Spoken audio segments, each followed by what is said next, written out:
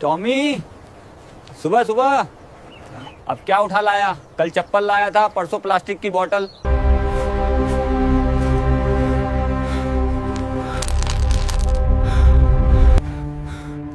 ये क्या है टॉमी, कांच है या? झांसी, वो शहर जहां रानी लक्ष्मीबाई ने अंग्रेजों से लोहा लिया था, आज उसी शहर की एक गली में एक गरीब रिक्शा वाला अपने कुत्ते के मुंह से आई एक थैली पकड़कर कांप रहा था। भोला शर्मा, 24 साल, दुबला, काला, हाथों में वो मेहनत के निशान जो रिक्शा चलाने वालों के होते हैं। मां बीमार, बाप 3 साल पहले गुजर चुके, और एक बहन नीतू जो 19 साल की थी और जिसकी शादी का खर्चा भोला के सपनों में भी अफोर्ड नहीं था। दिन के 200 से 300 रुपए रिक्शा चलाकर उसमें मां की दवाई, घर का राशन और नीतू की पढ़ाई तीनों चलते थे, लेकिन ऐसे जैसे 3 पहियों वाला रिक्शा 2 पहियों पर चल रहा हो, कभी भी गिर सकता है। और टॉमी टॉमी भोला को 3 साल पहले मिला था। बारिश की रात, गली में भीगता कुत्ता, दुबला, बीमार, एक पैर में चोट। भोला ने उठाया, अपनी रोटी में से आधी दी, और उस रात से टॉमी ने भोला का दरवाजा नहीं छोड़ा। टॉमी एक अजीब कुत्ता था। उसकी एक आदत थी जो पूरी बस्ती में मशहूर थी। टॉमी रोज सुबह 5 बजे उठता, गली से बाहर जाता और कुछ न कुछ मुंह में दबाकर लाता। कभी पुरानी चप्पल, कभी प्लास्टिक की बोतल, कभी कपड़े का टुकड़ा, कभी हड्डी। 3 साल, हर रोज, बिना नागा। बस्ती के लोग हंसते, भोला तेरा कुत्ता कबाड़ी है। रोज कचरा लाता। भोला मुस्कुराता, लाने दो, उसकी आदत है, बंद नहीं होगी। लेकिन भोला ने एक चीज नोटिस की थी जो किसी ने नहीं की। टॉमी हर रोज एक ही डायरेक्शन से आता था, पूर्वी गली, जो शहर के पुराने नाले की तरफ जाती थी। वो नाला 15 साल पहले सूख गया था, अब बस एक गंदा गड्ढा था जिसके आसपास कोई नहीं जाता, और टॉमी हर सुबह उसी नाले की तरफ से कुछ उठाकर लाता। भोला ने 2-3 बार पीछा करने की कोशिश की, लेकिन टॉमी बहुत तेज था और नाले के अंदर ऐसी जगहों में घुस जाता जहां इंसान नहीं जा सकता। आज जो थैली टॉमी लाया वो पिछले 3 साल की हर चप्पल और बोतल से अलग थी। भोला ने उन 12 पत्थरों को हाथ में लिया। कांच नहीं थे, भारी थे और रोशनी में इंद्रधनुष जैसे रंग बदलते थे।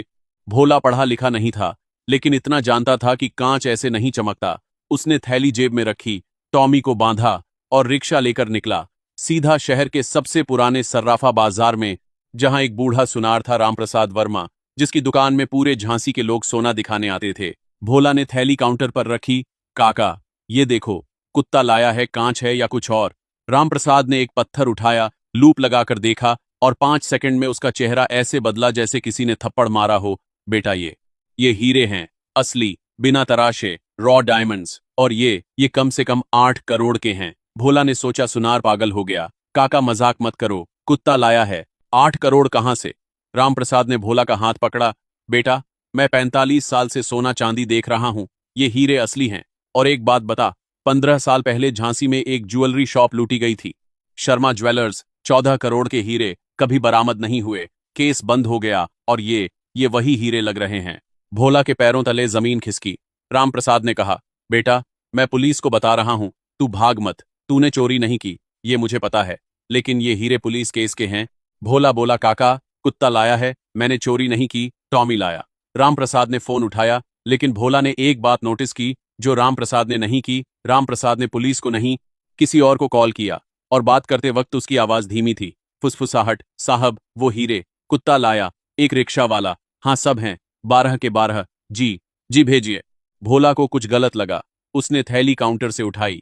काका, मैं खुद पुलिस जाता हूं, और दुकान से बाहर निकला। रामप्रसाद चिल्लाया, रुक बेटा, लेकिन भोला रुका नहीं, रिक्शा पर बैठा और चल दिया। और जब उसने पीछे मुड़कर देखा तो रामप्रसाद की दुकान के सामने एक काली गाड़ी रुकी थी, जिसमें से 2 आदमी उतरे, और रामप्रसाद उन्हें भोला की डायरेक्शन बता रहा था।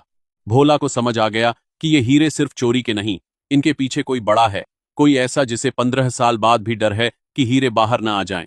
और अब वो बड़ा इंसान भोला के पीछे था। भोला रिक्शा भगाता रहा, काली गाड़ी पीछे। लेकिन झांसी की तंग गलियों में रिक्शा वो काम कर सकता है जो मर्सिडीज नहीं कर सकती। भोला ने 3 गलियां काटी, एक नाली के ऊपर से रिक्शा उछाला और बस्ती के अंदर घुस गया जहां गाड़ी नहीं आ सकती थी। घर पहुंचा, थैली मां के हवाले की। मां, छुपा दे, किसी को मत बताना, मैं पुलिस जा रहा हूं। सही पुलिस? मां ने पूछा। नहीं। बेटे की आंखों में जो डर और हिम्मत एक साथ थी वो काफी था। लेकिन भोला सीधा थाने नहीं गया। वो जानता था कि छोटा थाना मतलब सरपंच और नेताओं की जेब। वो सीधा गया एसपी ऑफिस, और वहां जो हुआ उसने भोला को भी हैरान किया। एसपी मनीष चौहान ने जैसे ही शर्मा ज्वेलर्स और 15 साल पुरानी लूट सुना, उनकी कुर्सी सीधी हो गई। रुक, ये केस मुझे पता है। ये मेरे पहले पोस्टिंग का पहला केस था। तब मैं सब इंस्पेक्टर था और ये केस मुझे हमेशा खाता रहा, क्योंकि हमें पता था हीरे कहाँ गए, लेकिन हम कुछ कर नहीं सके।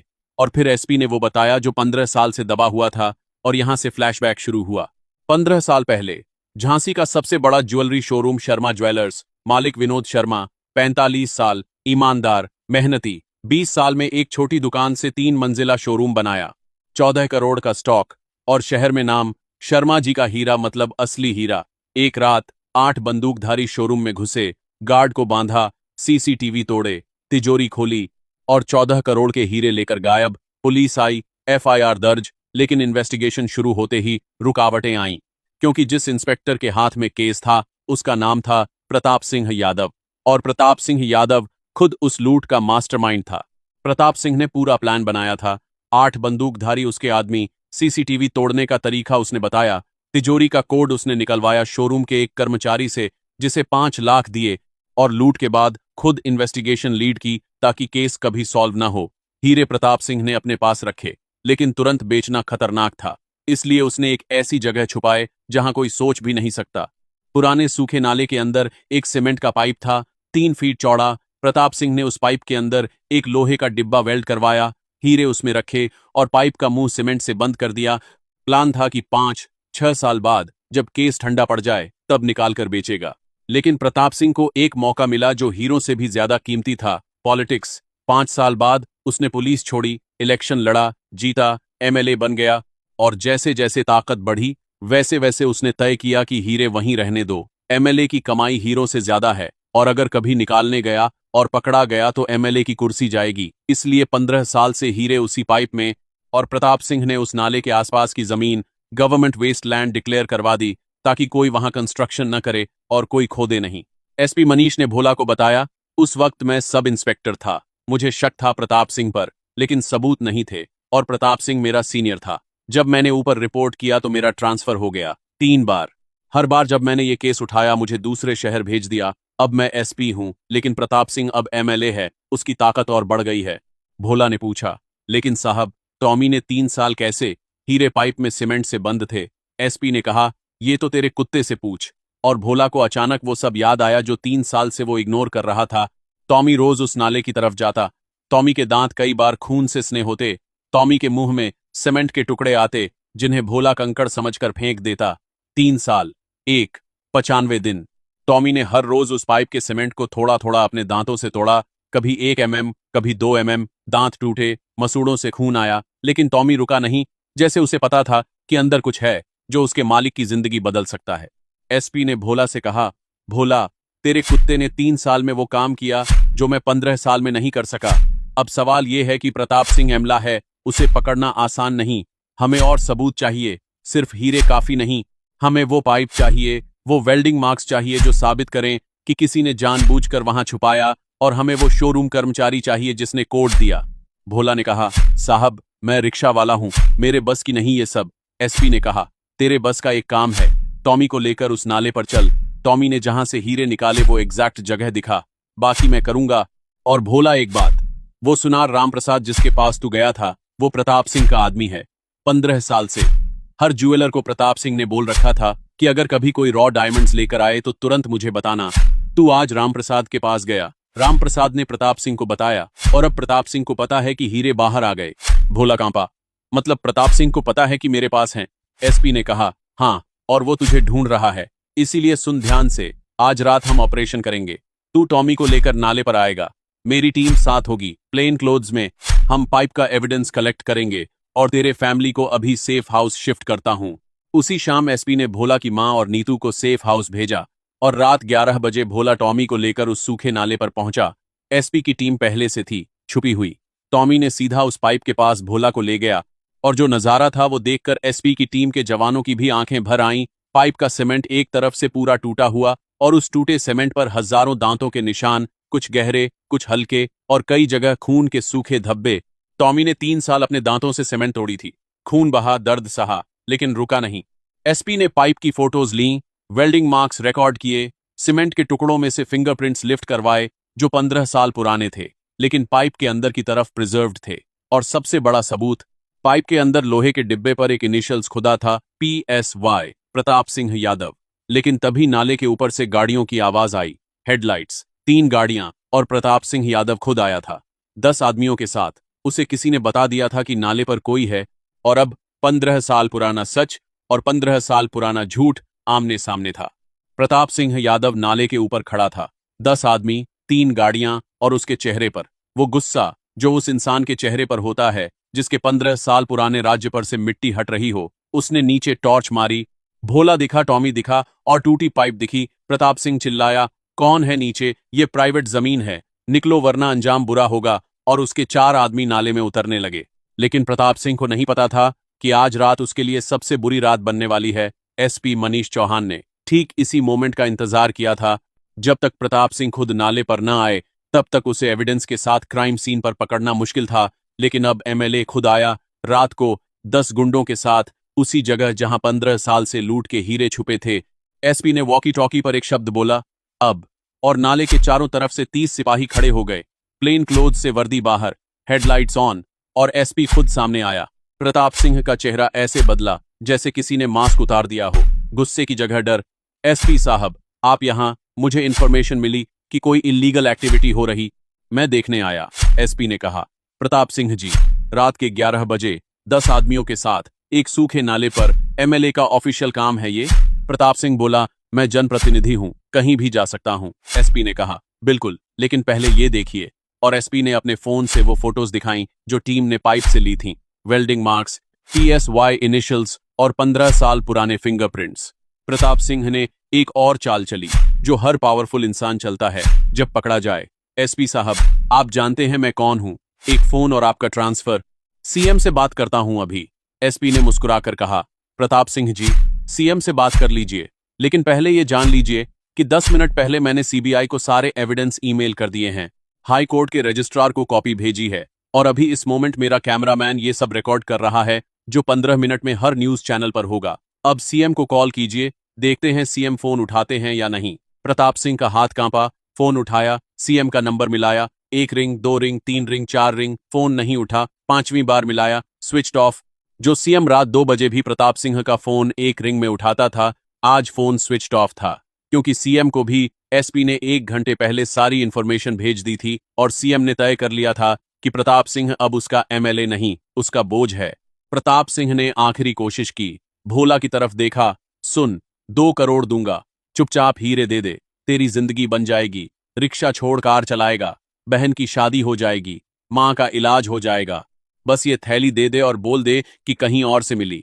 भोला ने प्रताप सिंह की आंखों में देखा, 2 करोड़, वो रकम जो भोला 100 जिंदगियों में रिक्शा चलाकर नहीं कमा सकता। 1 सेकंड के लिए उसके दिमाग में माँ का चेहरा आया, नीतू की शादी आई, बाबा की दवाई आई, लेकिन फिर टॉमी का चेहरा आया, खून से स्ने दांत, 3 साल की मेहनत, और भोला ने सिर्फ इतना कहा, साहब, 2 करोड़ में मेरे कुत्ते के 3 साल का खून नहीं धुलेगा। SP ने प्रताप सिंह को गिरफ्तार किया, हैंडकफ्स, कैमरा, और झांसी की रात का सन्नाटा गवाह। 10 गुंडे भागे, 6 पकड़े गए, और जो सुनार रामप्रसाद था वो भी अगली सुबह गिरफ्तार।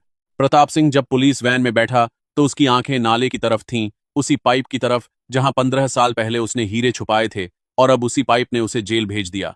अगले 72 घंटों में पूरा केस खुला। CBI ने इन्वेस्टिगेशन ली। वो शोरूम कर्मचारी जिसने 15 साल पहले कोड दिया था, उसने गवाही दी। 8 बंदूकधारियों में से 5 जिंदा थे, सबने प्रताप सिंह का नाम लिया, और पाइप पर जो फिंगरप्रिंट्स मिले वो प्रताप सिंह के मैच हुए। Case airtight. कोर्ट ने 6 महीने में फैसला सुनाया। प्रताप सिंह को 20 साल की सजा, MLA की कुर्सी गई, प्रॉपर्टी सीज्ड, और 14 करोड़ के हीरे जो 15 साल से नाले में दबे थे ऑफिशियली रिकवर हुए। लेकिन यहाँ कहानी खत्म नहीं हुई। यहाँ वो ट्विस्ट आया जो किसी ने एक्सपेक्ट नहीं किया। 14 करोड़ के हीरे शर्मा ज्वेलर्स के थे, मालिक विनोद शर्मा के, जो 15 साल पहले लूट के बाद कर्ज में डूब गया। शोरूम बंद हुआ, बैंक ने मकान नीलाम किया, और विनोद शर्मा ने 3 साल बाद तंग आकर जहर खा लिया। उसकी बीवी 2 साल बाद बीमारी से गई, और उनकी एक बेटी बची जिसने किसी तरह पढ़ाई पूरी की, छोटे मोटे काम किए, और आज वो बेटी झांसी में ही रहती थी, अकेली एक कमरे में, और उसका नाम था नीतू। नीतू शर्मा, भोला की बहन। भोला को नहीं पता था, उसकी माँ को पता था, लेकिन उसने कभी नहीं बताया। भोला के बाप ने 20 साल पहले नीतू को गोद लिया था जब विनोद शर्मा की बीवी बीमार थी और कोई सहारा नहीं था। नीतू शर्मा ज्वेलर्स के मालिक की बेटी थी और वो हीरे जो टॉमी ने ढूंढे वो असल में नीतू के बाप के थे, जो उसके बाप की जान ले गए और आज उसी के भाई के कुत्ते ने वापस लाए। कोर्ट ने 14 करोड़ की रिकवरी में से कॉम्पेंसेशन नीतू को दिया। विनोद शर्मा की लीगल हेयर 6 करोड़ 40 लाख और भोला को नागरिक साहस सम्मान के साथ 10 लाख का इनाम। नीतू जब कोर्ट से बाहर आई, हाथ में कॉम्पेंसेशन का ऑर्डर, आंखों में आंसू, तो भोला ने पूछा, माँ, नीतू, शर्मा ज्वेलर्स, ये सब? माँ ने रोते हुए कहा, बेटा, तेरे बाबा ने कसम खिलाई थी कि नीतू को कभी मत बताना उसका पास्ट, लेकिन आज तेरे कुत्ते ने वो इंसाफ दिला दिया जो तेरे बाबा की आखिरी इच्छा थी। भोला ने टॉमी की तरफ देखा। टॉमी शांत बैठा था, दुम हिला रहा था, मुंह में कुछ नहीं। आज कुछ नहीं लाया, शायद अब लाने की जरूरत नहीं थी। 3 साल का काम पूरा हो गया था। भोला ने टॉमी का सिर सहलाया। टॉमी के मुंह में 4 दांत टूटे हुए थे, मसूड़ों पर पुराने घाव के निशान। 3 साल, 95 दिन, हर दिन सीमेंट पर दांत मारे, खून बहा, दर्द सहा, और एक दिन वो सीमेंट टूटी। वो डिब्बा खुला, वो थैली बाहर आई और एक गरीब रिक्शा वाले की बहन को उसके बाप का हक मिला। नीतू ने उस कॉम्पेंसेशन से शर्मा ज्वेलर्स दोबारा खोला, उसी जगह नया शोरूम, और ओपनिंग डे पर दुकान के बाहर एक तख्ती लगाई। इस दुकान को बंद करने वालों को एक कुत्ते ने हराया, टॉमी, जिसने 3 साल अपने दांतों से सच खोदा। टॉमी आज भी रोज सुबह बाहर जाता है, लेकिन अब नाले की तरफ नहीं, शोरूम की तरफ। वहां बैठता है दरवाजे पर, शांत, जैसे रखवाली कर रहा हो, और भोला कहता है, टॉमी अब कुछ नहीं लाता। शायद जो लाना था वो लाकर दे दिया। अब बस बैठता है, देखता है और दुम हिलाता है, जैसे कह रहा हो, बस यही चाहिए था। लाइक करो, कमेंट में बताओ, टॉमी ने सही किया या गलत? 3 साल खून बहाकर सीमेंट तोड़ना जरूरी था? सब्सक्राइब करो और बेल दबाओ, हर कहानी एक नया सच लेकर आएगी।